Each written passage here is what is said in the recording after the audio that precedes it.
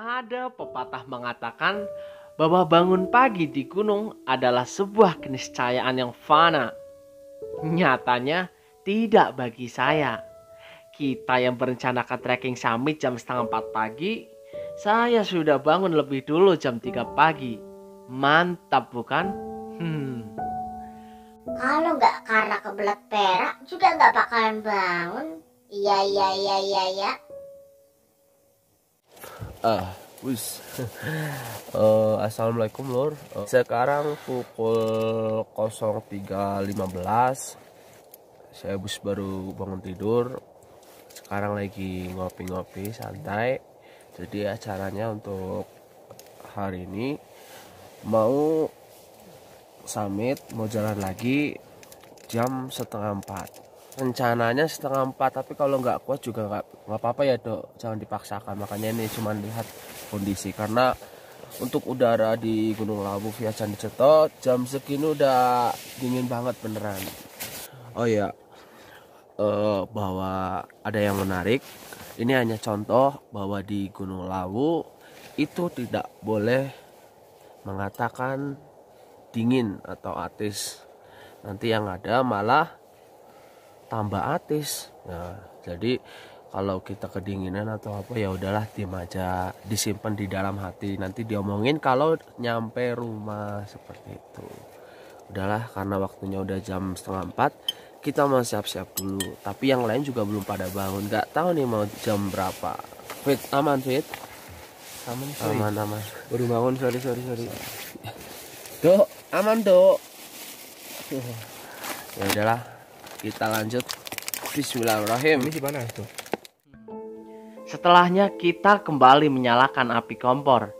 Sembari menunggu kawan yang lain pada bangun dari tidurnya, kopi Kudai Cappuccino selalu menjadi teman terbaik untuk menghangatkan. Kudai Cappuccino. Kopi dulu Lur, kopi. Tepat pukul jam setengah 6 pagi, pendakian menuju ke puncak kembali dilanjutkan. Wuih, bangun pagi-pagi di Gunung Lawu. Koi. Sekali lagi. Koi. Wah, benar-benar padang sabana di sini terbentang luas, nggak seluas cintaku.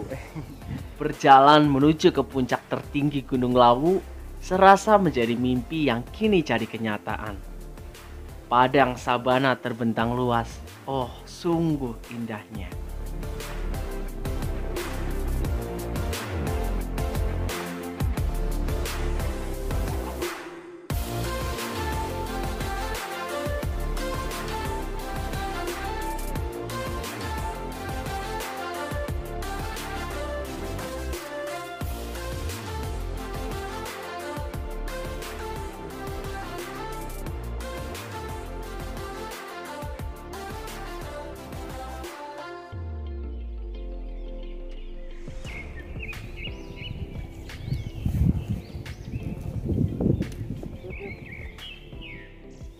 Satu jam berjalan, kita sampai juga di Pasar Dieng. Nah, saya sekarang ada di Pasar Dieng. Cerita dulu, ada hal yang menarik juga di Pasar Dieng Gunung Lawu. Ini kan banyak bebatuan.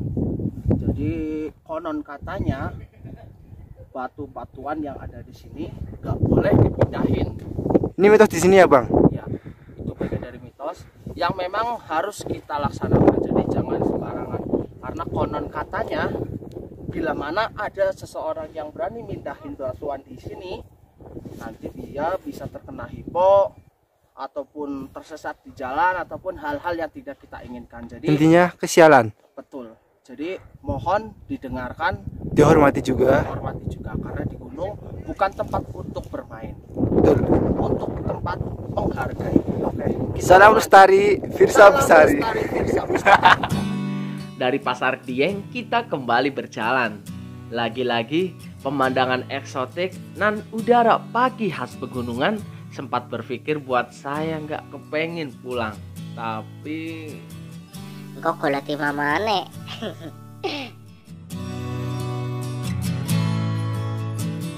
perjalanan kita melewati warung Mbok Yem, warung tertinggi di Indonesia. Karena prioritas kita sampai puncak terlebih dahulu dan rencananya setelah puncak baru mau sarapan. Jadi kita melanjutkan perjalanan.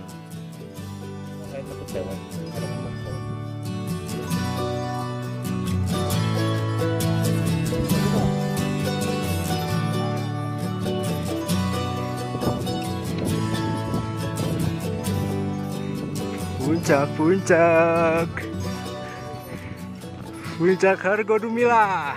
Dan setelah melewati perjalanan panjang melelahkan, kini tibalah kita di puncak tertinggi Gunung Lawu, 3265 mdpl pada pukul 8 pagi.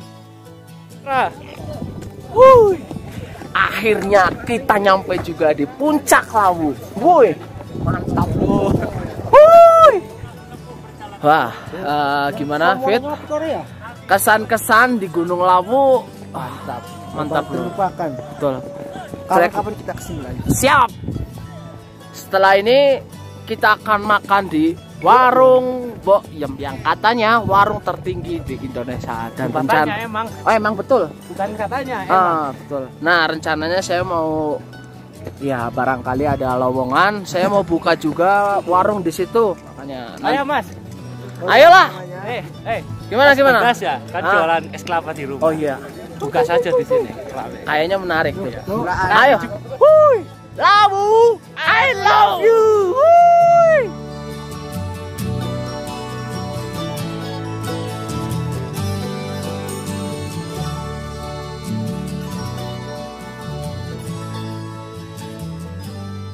Setelah puas melihat landscape dari puncak tertinggi Gunung Lawu, tentu tak lupa kita pun mengabadikan momen langka ini.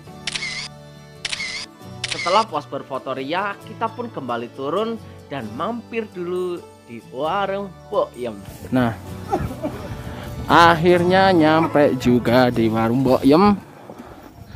Setelah ini, saya mau nyobain warung tertinggi di Indonesia. Mas David udah makan? Belum, lagi pesan. Saya udah dipesenin, Mas. Belum. Oh, belum. Bilang sama Mas Sofar aja. Ya, masuk kita lihat dulu warung Mbok Yem seperti apa. Wah, nih kondisi di warung Mbok Yem ramai banget. Yang kosong ya. Yuk. Nih, udah pesan Mas Alfian.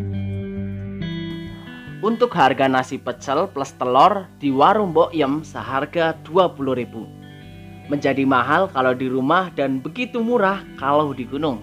Nggak bisa ngebayangin proses pembawaan beras 1 karung, telur ataupun yang lainnya. Makannya nasi pecel. Setelah puas icip-icip nasi pecel, kita pun kembali turun dan bergegas untuk packing dan pulang menuju ke base camp.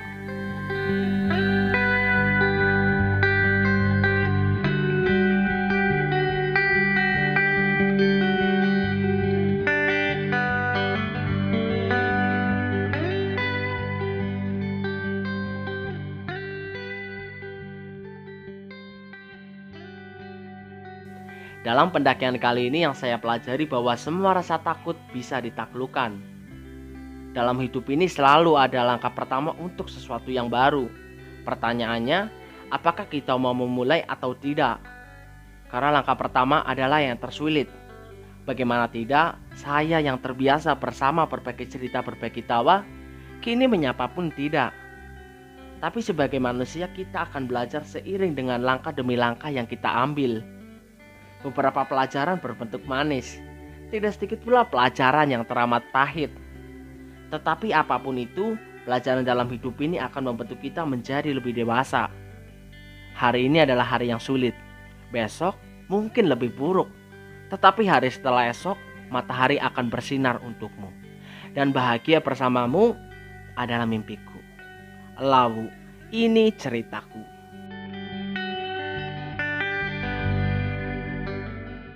Kita harus cerita ya Mas. Iya, cerita pengalaman bengi.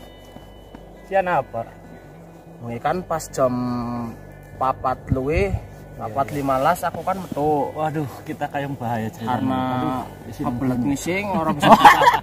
Lah ora bisa ditahan pan apa ya? Emergency wes. Makanya akhirnya kan metu. Lulusan tersiji.